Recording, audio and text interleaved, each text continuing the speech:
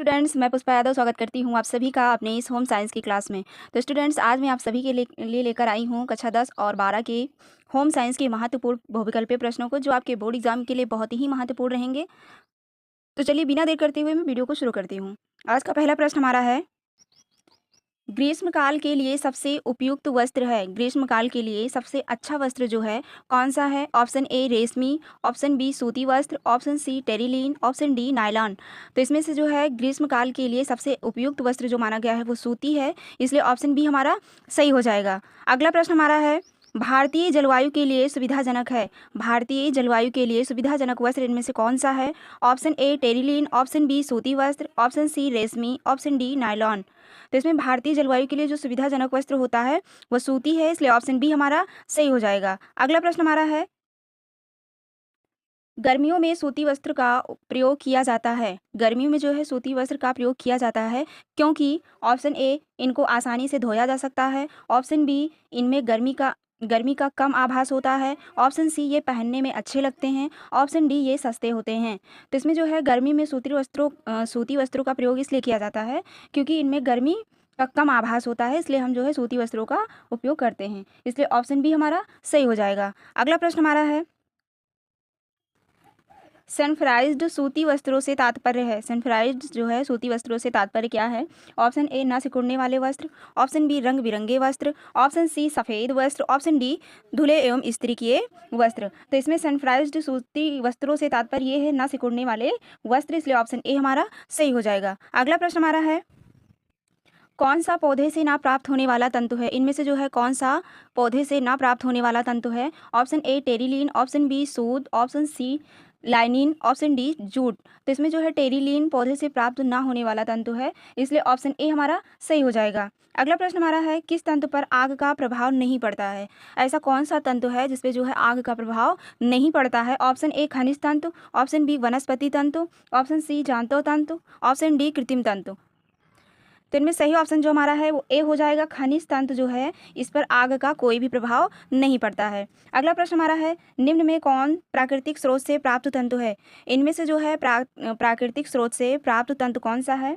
Option A nylon, option B polyester, option C सूती के तंतु, ऑप्शन डी डेक्रॉन। तो इसमें से सही ऑप्शन जो हमारा है वो सी हो जाएगा। अगला प्रश्न हमारा है, दैनिक जो है उपयोग के लिए अधिक सुविधाजनक वस्त्र होते हैं। ऑप्शन ए नायलॉन के, ऑप्शन बी पॉलिएस्टर के, ऑप्शन सी सूती के, ऑप्शन डी डेक्रॉन के। तो दैनिक उपयोग के लिए अधिक सुविधाजनक वस्त्र जो होते हैं वो सूती वस्त्र होते हैं, इसलिए ऑप्शन सी हमारा सही हो जाएगा। अगला प्रश्न हमारा है, हमारे लिए वस्त्रों की उपयोगिता क्या है? ऑप्शन ए प्राकृतिक कारकों से सुरक्षा प्रदान करना, ऑप्शन बी शरीर को सजाना संवारना, ऑप्शन सी सामाजिक प्रतिष्ठा प्रदान करना, ऑप्शन डी उपयुक्त सभी। तो हमारे लिए वस्त्र जो है इन सभी के लिए है, इसलिए ऑप्शन डी हमारा सही हो जाएगा। अगला प्रश्न हमारा है, निम्न में कौन धागों का प्रकार है? इनमें जो है धागों का कौन सा प्रकार है? ऑप्शन ए साधारण धागे, ऑप्शन बी जटिल धागे, ऑप्शन सी मिश्रित धागे, ऑप्शन डी उपयुक्त सभी। तो इनमें जो है साधारण धागे, जटिल धागे और मिश्रित धागे ये सभी हो जाएगा, इसलिए ऑप्शन डी हमारा सही हो जाएगा। अगला प्रश्न हमारा है, मार्किन एवं मलमल के वस्त्रों की बुनाई किस विधि द्वारा किया जाता है? ऑप्शन ए साधारण बुनाई, ऑप्शन बी सेटिन बुनाई, ऑप्शन सी ट्विल्स बुनाई, ऑप्शन डी फैंसी बुनाई। इसमें से सही ऑप्शन जो हमारा है वो ए हो जाएगा, साधारण बुनाई। अगला प्रश्न हमारा है, निम्न में कौन कपड़े की बुनाई के प्रकार हैं? इनमें जो है कपड़े की बुनाई के प्रकार कौन कौन से हैं? ऑप्शन ए साधारण बुनाई, ऑप्शन बी सेटिन बुनाई, ऑप्शन सी ट्यूबिल बुनाई, ऑप्शन डी ये सभी। तो इनमें भी ये सभी हो जाएगा, साधारण बुनाई, सेटिन बुनाई और ट्विल बुनाई, ये सब क्या है? कपड़े की बुनाई है। अगला प्रश्न हमारा है, शीत ऋतु में किस रंग के कपड़े पहनना ठीक होता है? शीत ऋतु में किस रंग के कपड़े पहनना ठीक होता है? ऑप्शन ए सफ़ेद, ऑप्शन बी हल्का, ऑप्शन सी गहरा, ऑप्शन डी लाल। तो शीत ऋतु में गहरे रंग के कपड़े पहनना ज़्यादा ठीक होता है, इसलिए ऑप्शन सी हमारा सही हो जाएगा। अगला प्रश्न हमारा है, पसीना सोखने की क्षमता वाले वस्त्र हैं। इनमें जो है पसीना सोखने की क्षमता वाले वस्त्र हैं। ऑप्शन ए ऊनी वस्त्र, option B terylene, option C रेशमी वस्त्र, ऑप्शन डी सूती वस्त्र। तो इसमें से जो है पसीना सोखने की क्षमता वाले वस्त्र ये सभी सूती वस्त्र हो जाएगा, इसलिए ऑप्शन डी हमारा सही है। अगला प्रश्न हमारा है, बच्चों के वस्त्र होने चाहिए। बच्चों के वस्त्र जो है कैसे होने चाहिए? ऑप्शन ए कसी फिटिंग के, ऑप्शन बी लंबे, ऑप्शन सी ढीली फिटिंग के, ऑप्शन डी चौड़े। तो इसमें जो है बच्चों के वस्त्र ढीली फिटिंग के होने चाहिए, इसलिए ऑप्शन सी हमारा सही हो जाएगा। अगला प्रश्न हमारा है विटामिन डी किस में पाया जाता है। विटामिन डी जो है किस में पाया जाता है। ऑप्शन ए टमाटर में, ऑप्शन बी आंवले में, ऑप्शन सी सूर्य की प्रथम किरण में, ऑप्शन डी उपयुक्त सभी में। तो इसमें विटामिन डी जो है ऑप्शन सी इसमें सही हो जाएगा, सूर्य की प्रथम किरणों में। अगला प्रश्न हमारा है निम्नलिखित में से जल में विलेय विटामिन है। इसमें जो है कौन सा विटामिन जल में विलेय है। Option A vitamin C, option B vitamin D, option C vitamin A, option D vitamin E. तो जल में विलेय विटामिन जो होता है विटामिन सी है। अगला इसलिए ऑप्शन ए हमारा सही हो जाएगा। अगला प्रश्न हमारा है विटामिन सी की कमी से कौन सा रोग होता है। तो इसमें विटामिन सी की कमी से कौन सा रोग होता है। Option A beri, option C स्कारबिक, ऑप्शन बी स्कारबिक, ऑप्शन सी रतौंधी, ऑप्शन डी पेलाग्रा। तो इसमें जो है विटामिन सी की कमी से स्कारबिक नामक रोग होता है, इसलिए ऑप्शन बी हमारा सही हो जाएगा। अगला प्रश्न हमारा है हमें सबसे शीघ्र ऊर्जा मिलती है। सबसे ज़्यादा ऊर्जा मतलब तुरंत जो है किससे मिलती है। ऑप्शन ए विटामिन से, ऑप्शन बी ग्लूकोज से, ऑप्शन सी प्रोटीन से, ऑप्शन डी खनिज लवण से। तो शीघ्र जो है ऊर्जा हमें ग्लूकोज से मिलती है, इसलिए ऑप्शन बी हमारा सही हो जाएगा। अगला प्रश्न हमारा है लोहे की कमी से कौन सा रोग होता है। लोहे की कमी से कौन सा रोग होता है। ऑप्शन ए स्कारबिक, ऑप्शन बी रक्त अल्पता, ऑप्शन सी वेरी, ऑप्शन डी रिकेट्स। तो इसमें से सही विकल्प जो हमारा है वो भी हो जाएगा, रक्त अल्पता जो है लोहे की तत्व की कमी से होता है, इसलिए ऑप्शन बी हमारा सही हो जाएगा। अगला प्रश्न हमारा है मैं होने की अनुभूति निम्न में से किससे पृथक है। ऑप्शन ए आप, ऑप्शन बी वे, ऑप्शन सी अन्य, ऑप्शन डी उपयुक्त सभी। तो मैं होने की अनुभूति जो है ये सभी हो जाएगा, इसलिए ऑप्शन डी हमारा सही हो जाएगा। अगर आप सभी को वीडियो पसंद आता है तो वीडियो को लास्ट तक जरूर देखें और वीडियो को लाइक शेयर जरूर कर दें। तो अगला प्रश्न हमारा है स्वयं की संकल्पना से जुड़ी दो अन्य संकल्पनाएं कौन कौन सी हैं। ऑप्शन ए पहचान और व्यक्तित्व, ऑप्शन बी व्यक्तित्व और समाज, ऑप्शन सी परिवार और समाज, ऑप्शन डी इनमें से कोई नहीं। तो इसमें सही ऑप्शन जो हमारा है वो ए हो जाएगा, पहचान और व्यक्तित्व। अगला प्रश्न हमारा है बेस्टर के तीसरे अंतर्राष्ट्रीय शब्दकोश में कितनी प्रविष्टियां स्वयं से आरंभ होती हैं। Option A 300, option B 400, option C 450, option D 500। तो इसमें ऑप्शन डी हमारा सही हो जाएगा। अगला प्रश्न हमारा है स्वयं की प्रकृति होती है। ऑप्शन ए एकल, ऑप्शन बी बहुआयामी, ऑप्शन सी अंतर्मुखी, ऑप्शन डी नकारात्मक। तो स्वयं की जो प्रकृति होती है वो बहुआयामी होती है, इसलिए ऑप्शन बी हमारा सही हो जाएगा। अगला प्रश्न हमारा है व्यक्ति के स्व के विकास के लिए निम्न में से क्या आवश्यक है। स्व मतलब होता है स्वयं। ऑप्शन ए उद्विकास, ऑप्शन बी संस्कृतिकरण, ऑप्शन सी सामाजिकरण, ऑप्शन डी सामुदायिक विकास। तो स्व के विकास के लिए इनमें जो है सामाजिकरण आवश्यक होता है, इसलिए ऑप्शन सी हमारा सही हो जाएगा। अगला प्रश्न हमारा है सामाजिकरण द्वारा व्यक्ति में निम्न में से कौन सा विकास होता है। ऑप्शन ए सामाजिक स्वस्थ आचरण, ऑप्शन बी सामाजिक परिपक्वता, ऑप्शन सी सामुदायिक भावना, ऑप्शन डी उपयुक्त सभी।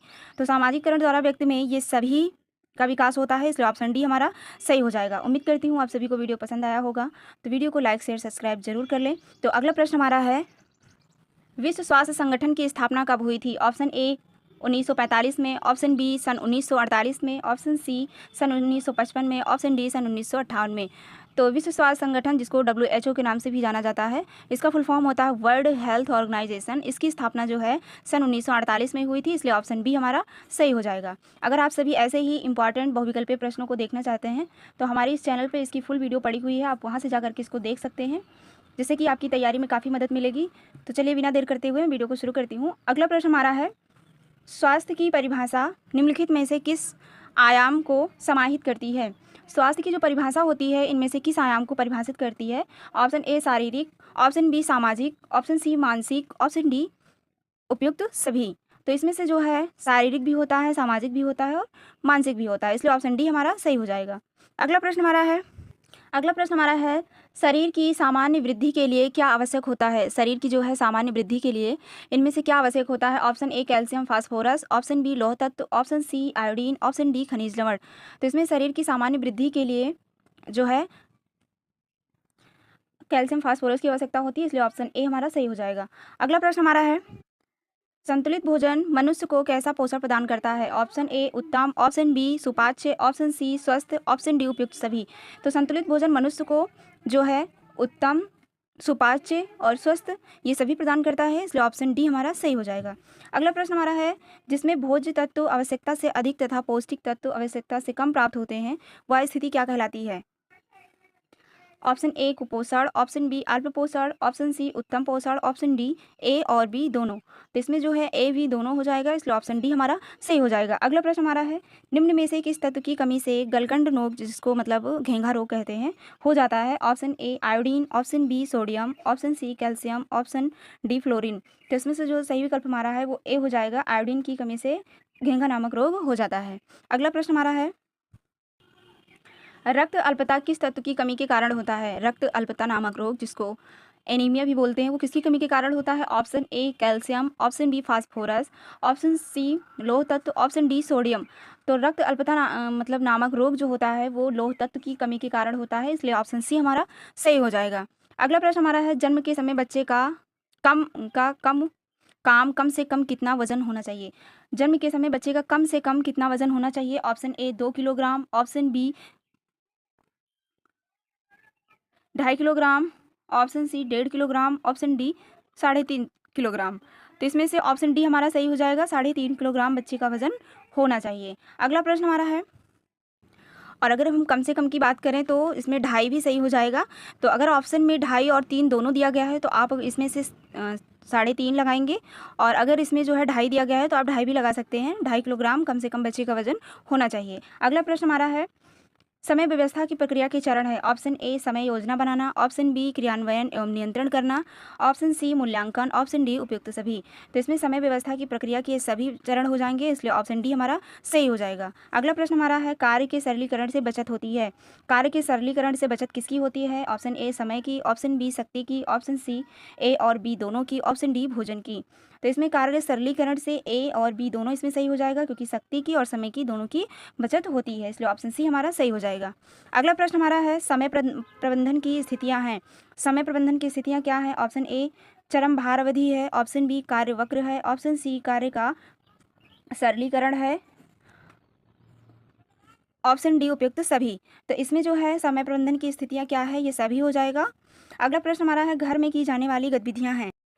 घर में की जाने वाली गतिविधियां हैं। ऑप्शन ए बैठना, ऑप्शन बी पढ़ना, ऑप्शन सी खाना पकाना, ऑप्शन डी उपयुक्त सभी।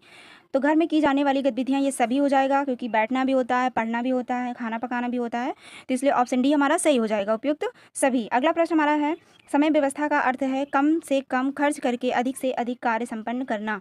यह परिभाषा किसकी है? मतलब समय व्यवस्था का अर्थ है कम से कम समय खर्च करके अधिक से अधिक कार्य को संपन्न करना, या परिभाषा किसकी है? ऑप्शन ए समय प्रबंधन की, ऑप्शन बी गृह प्रबंधन की, ऑप्शन सी ऊर्जा प्रबंधन की, ऑप्शन डी इनमें से कोई नहीं। तो इसमें जो है ये समय प्रबंधन की हो जाएगा, इसलिए ऑप्शन ए हमारा सही हो जाएगा। अगला प्रश्न हमारा है, दूध में प्रोटीन किस रूप में होती है? Option A albumin, option B casein, option C myosin, option D ब्लूटीन। तो इसमें जो है दूध किस रूप में होती है? तो कैसीन प्रोटीन के रूप में होती है, इसलिए ऑप्शन बी हमारा सही हो जाएगा। अगला प्रश्न हमारा है, विटामिन ए अधिक मात्रा में किसमें पाया जाता है? ऑप्शन ए पालक के साग में, ऑप्शन बी कद्दू में, ऑप्शन सी मूली में, ऑप्शन डी इनमें से कोई नहीं। तो विटामिन ए जो है कद्दू में पाया जाता है, इसलिए ऑप्शन बी हमारा सही हो जाएगा। अगला प्रश्न हमारा है, विटामिन डी की कमी से कौन सा रोग होता है? ऑप्शन ए जुखाम, ऑप्शन बी स्कारबिक, option C rickets, option D beri. तो इस विटामिन डी की कमी से जो है रिकेट्स नामक रोग हो जाता है, इसलिए ऑप्शन सी हमारा सही हो जाएगा। अगला प्रश्न हमारा है, भोजन में ऊर्जा का क्या साधन है? भोजन में ऊर्जा का क्या साधन है? Option A carbohydrate, option B protein, option C खनिज लवण, ऑप्शन डी विटामिन। तो इसमें जो है भोजन में ऊर्जा का साधन जो होता है कार्बोहाइड्रेट होता है, इसलिए ऑप्शन ए हमारा सही हो जाएगा। आज हम लोग कुछ ज़्यादा तेज़ गति से इसको जो है सॉल्व करेंगे, जिससे कि आपका समय ज़्यादा नष्ट ना हो। अगला प्रश्न हमारा है, आयोडीन की कमी से कौन सा रोग होता है? ऑप्शन ए स्कारबिक, ऑप्शन बी घेंघा, ऑप्शन सी सूखा, ऑप्शन डी रतौंधी। तो इसमें जो है ऑप्शन बी हमारा सही हो जाएगा, घेंघा नामक रोग आयोडीन की कमी से होता है। अगला प्रश्न हमारा है, वसा में विलेय विटामिन है। वसा में घुलनशील जो विटामिन है वो कौन सी है? Option A vitamin B, option C B vitamin C, option C vitamin A, option D इनमें से कोई नहीं। तो वसा में जो विलेय विटामिन है वो विटामिन ए है, इसलिए ऑप्शन सी हमारा सही हो जाएगा। अगला प्रश्न हमारा है, विटामिन ए की कमी से कौन सा रोग होता है? विटामिन ए की कमी से कौन सा रोग होता है? ऑप्शन ए रतौंधी, ऑप्शन बी स्कारबिक, option C beri, option D कोई नहीं। तो विटामिन ए की कमी से जो रोग होता है वो रतौंधी है, इसलिए ऑप्शन ए हमारा सही हो जाएगा। उम्मीद करती हूँ आप सभी को वीडियो पसंद आया होगा। अगर आपको वीडियो पसंद आता है तो वीडियो को लाइक, शेयर एंड सब्सक्राइब जरूर कर लें, जिससे कि आपकी तैयारी और भी बेहतर हो सके। अगर आप अपने टॉपिक वाइज बहुविकल्पीय प्रश्नों को देखना चाहते हैं तो मैंने जो है अपने इस चैनल पे इसकी